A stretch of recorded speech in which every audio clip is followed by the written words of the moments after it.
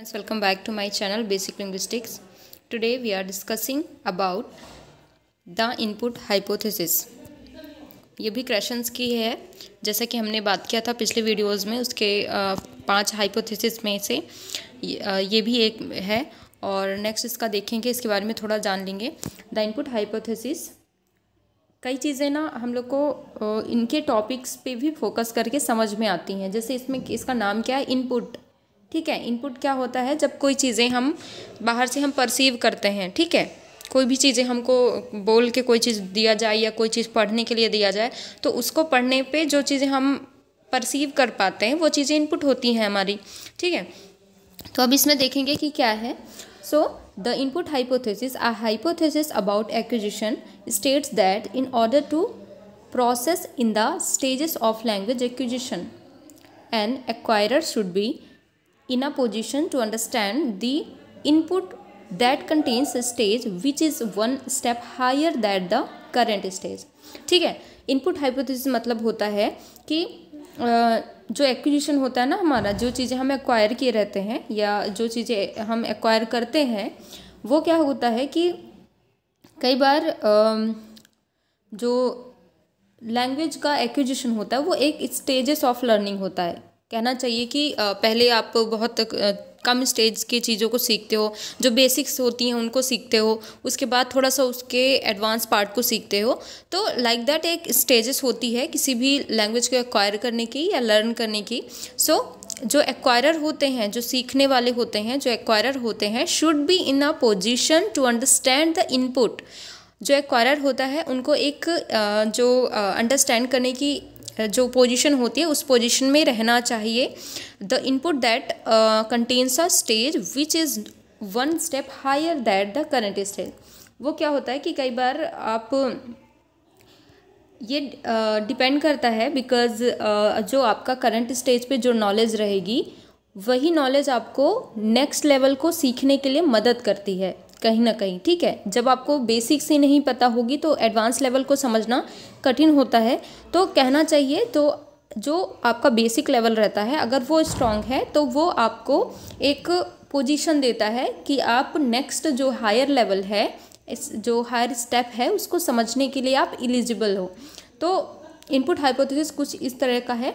और इसमें जो टर्म है अंडरस्टैंड, ठीक है, अंडरस्टैंड जो टर्म है here means that the acquirer is focused on the meaning rather than the form of input. तो इसमें यहाँ पे understands का मतलब है मीनिंग को समझना, ना कि उसके फॉर्म को. मतलब जो भी आपको दिया, कोई भी आपको इनपुट मिल रही है तो उसके फॉर्म को ना देखकर, उसके स्ट्रक्चर को उतना फोकस ना करके आपको फोकस करना है उसके मीनिंग में. Okay, so this is carried out with the help of context और एक्स्ट्रा लिंग्वल इंफॉर्मेशन. ये क्या करता है, आपको हेल्प करता है कॉन्टेक्स्ट को समझने में या जो भी एक्स्ट्रा लिंग्वल चीज़ें हैं इन्फॉर्मेशन को जानने में हेल्प करती हैं. क्योंकि जब आप कोई भी चीज़ें आपको बोली जा रही हैं या कोई भी चीज़ आप पढ़ रहे हो, अगर उनके मीनिंग्स को आप समझने लग जाओ तो वो चीज़ें आपके अदर जो नेक्स्ट कॉन्टेक्स्ट है या एक्स्ट्रा लिंग्वल जो भी इंफॉर्मेशंस है उनको समझने में आपकी मदद करते हैं. It suggest that language is acquired by grasping the meaning first and then naturally and structure is acquired. तो कहना चाहिए चीज़ें कि जो लैंग्वेज की जो एक्वायर्ड क्षमता है वो सबसे पहले आप मीनिंग पे फर्स्ट फोकस करिए, आफ्टर दैट नेचुरली और स्ट्रक्चरली आप बाद में उसको देख सकते हैं. क्रेशन ने 1982 में ये चीज़ें कही है. This is done with the help of context और एक्स्ट्रा लिंग्वल इंफॉर्मेशन. इसको और समझ लेते हैं. So Krashen claims that output और speech production has little to no relevance in second language acquisition. Many other researchers have criticized this position, however, saying that more advanced language learning and syntactic processing have to come through a trial and error process, not only of comprehending but also of speaking. मतलब कई लोगों का ये कहना है कि जैसे बहुत सारे रिसर्चर्स हुए हैं जिनका ये कहना है कि जो ये पोजीशन की बात करते हैं जहाँ पे हम चीज़ों को समझते हैं मीनिंग के थ्रू, तो वो चीज़ें हम ये भी कह सकते हैं कि जो मोर एडवांस लैंग्वेज लर्निंग होता है या सिंटैक्टिक प्रोसेसिंग होता है, कई बार वो होता है कि ट्रायल एंड एरर प्रोसेस से भी देखते हैं कि कई बार हम उस चीज़ को बोलने का ट्राई करते हैं, आफ्टर दैट अगर वो मिस्टेक होती है उसको सुधारते हैं, देन उसको बोलते हैं। तो एक तरह से ट्रायल एंड एरर प्रोसेस जो होता है उस पर काम करके कर लेते हैं। बट ऑल्सो सिर्फ यही चीज़ नहीं काफ़ी होता है, कई बार हम स्पीकिंग को भी ध्यान में रखते हैं कि हम कैसे बोल रहे हैं, ठीक है। तो language output allows the speaker to test out his or her grammatical hypothesis and modify them if communication is not successful। कई बार चीज़ें होती है कि हम इनपुट जो चीज़ें हमें मिली हैं उसको कई बार हम क्या करते हैं, जो आउटपुट देना रहता है उसमें हम टेस्ट करते हैं ग्रामेटिकल हाइपोथेसिस। जैसे हमने पिछले बार बात किया था, उसमें क्या करते थे हम, एक मॉनिटर हाइपोथेसिस भी रहता था जिसमें हम ये चीज़ें देख सकते थे कि क्या गलत है क्या सही है, उसको सुधार के नेक्स्ट लेवल में हम आउटपुट दे सकते हैं। तो कुछ इस तरह की चीज़ें भी है, बट बेसिकली हम इनपुट हाइपोथेसिस में कुछ ऐसा देखेंगे, इसको ध्यान से समझिएगा। देखिए, The input hypothesis is Krashen's attempt to explain how the learner acquire a second language, how second language acquisition takes place। मतलब देखो, आप एक्वायर किए, आपका फर्स्ट लैंग्वेज एक्वायर किए, जब सेकेंड लैंग्वेज एक्विजिशन आती है, जब उसको सीखने की बारी आती है, उस टाइम पे हम ये देखते हैं कि कैसे मतलब कैसे हम सीखें, जो सेकेंड लैंग्वेज एक्विजिशन है उसको कैसे हम एक्वायर करें। तो इस पे बात होगी। और the input hypothesis only concern with acquisition, ठीक है। ये मेनली कंसर्न किससे है, एक्विजिशन से, ध्यान रखना, ठीक है। और नॉट लर्निंग से नहीं, क्योंकि दो टर्म हमने पहले भी देख लिया है, एक्विजिशन एंड लर्निंग। दोनों में से जो इनपुट हाइपोथेसिस है वो एक्विजिशन के लिए है। और according to this hypothesis the learner improves and progresses along the natural order, ठीक है। जो भी नेचुरल ऑर्डर होता है उसके थ्रू ही प्रोग्रेस करता है। When he or she receive second language input that is one step beyond his or her current stage of linguistic competence. See, first of all हमको ये ध्यान में रखना है कि जब हम फर्स्ट लैंग्वेज एक्वायर कर रहे होते हैं, तो फर्स्ट लैंग्वेज एक्वायर करेंगे तो उस चीज़ में हम कुछ चीज़ें सीख रहे हैं, ठीक है, कुछ चीज़ें हमने एक्वायर करी। तो वो जो फर्स्ट लैंग्वेज में हमने एक्वायर किया है वो चीज़ें हमको जब सेकेंड लैंग्वेज में कोई इनपुट मिलता है तो वो हेल्प करता है हमको सेकेंड लैंग्वेज को एक्विजिशन करने में, समझ रहे हो। तो इनपुट जो होता है, इनपुट कोई भी हमको मिलेगा तो हम किस बेस पे सोचेंगे, हम सोचेंगे कि हमने फर्स्ट लैंग्वेज एक्विजिशन में क्या चीज़ें हमने एक्वायर कर रखी है, तो वो नॉलेज क्या होता है, सेकेंड लैंग्वेज एक्विजिशन के लिए हेल्प करता है। तो यहाँ पे इनपुट का मतलब ये है कि आपको जो चीज़ें परसीव कर रहे हो आप, या इनपुट आपको जो भी मिल रही हैं वो आपके करंट स्टेज जो होता है उस पे मिलती हैं, और आप उसी करंट स्टेज के बियॉन्ड जाके उसको इनपुट को परसीव करके और नेक्स्ट लेवल पे आप उस पर वर्क कर पाते हो, या उसके नेक्स्ट लेवल को आप जान पाते हो। तो यहाँ एग्जाम्पल देख सकते हैं, if a learner is at a stage, अगर कोई लर्नर है, अगर उसका स्टेज क्या है, आई है, ठीक है, आई, then acquisition takes place in when he or she expose to comprehensible input. अगर उसको कोई कम्प्रहेंसिबल इनपुट मिलता है that belongs two level i+1, ठीक है। i+1 का मतलब है कि उससे एक लेवल आगे, okay. Since not all of the learner can be at the same level of linguistic competence at the same time. कभी भी ऐसा होता है कि लर्नर को एक टाइम पे same level of linguistic competence नहीं आता। जैसे मैं अगर हूँ या कोई और है मेरे सामने, तो हम दोनों में से क्या होगा कि कई बार होता है कि मेरे को अगर एक बार में समझ में नहीं आया, बट हो सकता है उसको आ गया। तो एक सेम टाइम पे सेम चीज़ें नहीं होती हैं दोनों लर्नर्स में, ये चीज़ें डिफरेंट भी रहती हैं, क्योंकि लेवल है ना, पीरियड है जहाँ पे हम अंडरस्टैंड करें, तो अंडरस्टैंडिंग लेवल सबकी सेम नहीं हो सकती है एक टाइम पे।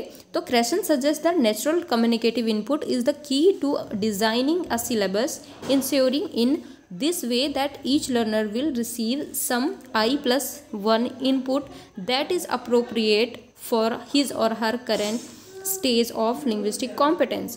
तो यहाँ पे फिर उन्होंने क्रेशन ने सजेस्ट किया है एक नेचुरल कम्युनिकेटिव इनपुट, जो कि एक की है किसी, मतलब एक डिज़ाइन, जो हमारा सिलेबस है उसमें हमें क्या चीज़ें सीखना है क्या नहीं, ये चीज़ों को एक डिज़ाइनिंग करने की एक सिलेबस कह सकते हैं हम, जिस पे आप ये देखेंगे कि आप कैसे लर्नर को, मतलब वो i+1 कैसे लेवल को अपना बना सकता है कि वो अभी करंट लेवल से वो नेक्स्ट लेवल को कैसे बनाएगा। तो थोड़ा सा और देख लेंगे, जो मतलब शॉर्ट में देख लेंगे। अकॉर्डिंग टू क्रेसन, कंप्रहेंसिबल इनपुट है is the only true cause of second language acquisition. ठीक है, सेकेंड लैंग्वेज एक्विजिशन के लिए कॉम्प्रहेंसिव इनपुट क्या है, एक कारण है। ठीक है, एक तरह से ट्रू कॉज है कि सेकेंड लैंग्वेज एक्विजिशन आप कर पाते हैं। An important condition for language acquisition to occur is that the learners understand input language that contain structure a bit beyond his current level of competence। आपकी अभी current level में जो भी आपकी क्षमता है, जो भी आपने कॉम्पिटेंस, आपकी बुद्धिमत्ता, जो भी इंटेलिजेंस, आपकी कॉम्पिटेंस आपने प्राप्त किया हुआ है जो करंट लेवल में, उसके बियॉन्ड जाके आप नेक्स्ट लेवल को कैसे समझते हो। अकॉर्डिंग टू इनपुट, आपको जो इनपुट मिल रहा है उसको लेके आप नेक्स्ट लेवल पे कैसे जाते हो, वो चीज़ें हैं इनपुट हाइपोथेसिस में। यहाँ पे भी थोड़ा सा देख लेंगे। Language is best acquired when language input में क्या हो सकता है, या तो आप कुछ सुन रहे हैं, या तो आपको कोई बोल रहा है कुछ तो आप उसको सुन रहे हैं। दूसरी चीज़, जब आप पढ़ रहे हैं तो दोनों चीज़ें ही आपको इनपुट दिलाती हैं, क्योंकि जब आप सुनेंगे तब आपको कोई चीज़ मिलेगी, उसके बियॉन्ड आप जाके फिर कोई आउटपुट दोगे। या तो फिर आप कुछ पढ़ रहे हो, उसमें क्या आपको समझ में आया, उसके थ्रू आपको जो समझ में आता है बाद में जो आउटपुट निकलता है, तो दोनों इनपुट में आएंगे। And is one level beyond his or her current level of competence. तो बस इतना याद रखना है, जो इनपुट हाइपोथेसिस है वो आपके करंट लेवल ये सेकेंड लैंग्वेज एक्विजिशन के लिए होता है। और वो इसलिए होता है क्योंकि इनपुट जो आपको मिलेगा वो आपके फर्स्ट लैंग्वेज एक्विजिशन के अकॉर्डिंग आपको इनपुट मिलता है, और वहाँ से आप सोचते हो कि आप बियॉन्ड जाके नेक्स्ट लेवल जो हायर लेवल होता है उसमें आप कैसे वर्क करते हो और कैसे आप उसको आउटपुट के फॉर्म में देखते हो। तो ये I+1 क्या बोलना चाहिए, एक वो है स्टेज है जहाँ पे आप आई के साथ, आई मतलब आपका जो एक्विजिशन है पुराना वाला, उसमें हम +1 इसलिए करते हैं कि उसको हम नेक्स्ट लेवल पे कैसे लेके जा सकते हैं। तो जैसे अब यहाँ पे देख सकते हैं, ये क्या है, ये आपका लैंग्वेज लर्नर है। उन्होंने बुक्स पढ़ी या टीचर ने भी कुछ समझाया, देन अदर स्टूडेंट्स ने कुछ कहा, फिर मूवीज़ भी, तो I+1। तो कई चीज़ें क्या होती है, आई आपकी चीज़ों को करेगी, उसके बाद 1 लेवल मतलब बहुत सारी चीज़ें उसमें ऐड कर सकते हैं, तो आपको थोड़ा ज़्यादा उसके बारे में जानकारी होती है। तो ये क्वेश्चंस का था। और यहाँ पे भी आप ये देख सकते हैं कि the students current language level what student already know, जो जानता है पहले से। ठीक है, और ये कब जानेगा, जब आपका जो फर्स्ट लैंग्वेज एक्विजिशन होगा उसके बेस पे वो जो जानेगा वो आपका ये लेवल हो गया। +1 कर देंगे the students current language level. अभी क्या करंट लेवल लैंग्वेज है, मतलब जब उसमें +1 कर देते हैं, कुछ उसमें ऐड कर देते हैं, जब जो ज़्यादा जानकारी हो जाती है, जब हमारा स्टेज मोर हायर हो जाता है, तो इसको हम +1 कहते हैं और हमारा करंट लेवल कहलाता है। What teacher should provide. ठीक है, तो ये था इनपुट हाइपोथेसिस के बारे में। आई होप आप लोगों को समझ में आया होगा। Thank you so much for watching my channel. And please आप लोग को मेरी वीडियो पसंद आ रही है, लाइक, सब्सक्राइब एंड कमेंट ज़रूर करें। Thank you so much for watching.